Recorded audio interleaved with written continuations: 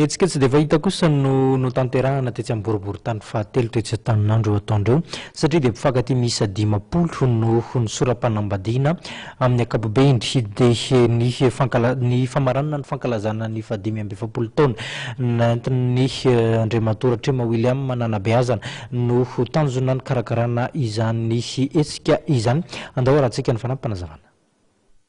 Mpivady miisa 10 ny tonga teny amboriboritany fahatelo iny tanin'andro io marain'io hiatrika ny ben'ny tanàna lefitra ao atoerana nandritra ny etsika mariazy vaobe.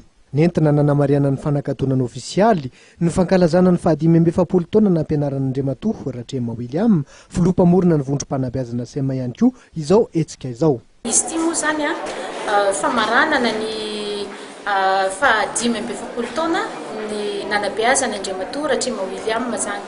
Dia misy etsika zany izay atao eto amin'ny boriboritany fahatelo ny fisoratam-panambadiana vaobe.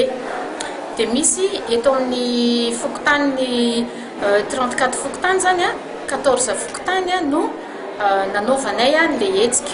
Marihana zany fa hoe avy amina fianakaviana sahirana zany no ny fahalavirana zay zany misy lesoko kely teo amin'ny nanamboaranay anazy satria olona lavitra daholo ny toerana nahaterahana dia teo anisan'izany indrindra ny fanampiana lehibe nataon'le groupe ASM zany. Tsy nanafina ny hafaliny ireo natao mariazy vaobe androany. Nisy tokoa lehilahy lehibe efa 80 taona ohatra efa mananjanaka androany vao afaka natao mariazy ara-panjakana. Ny faranana tamin'ny alalan'ny fiaraha-misakafo teny amin'ny kolejy Rasalama izao mariazy vaobe izao.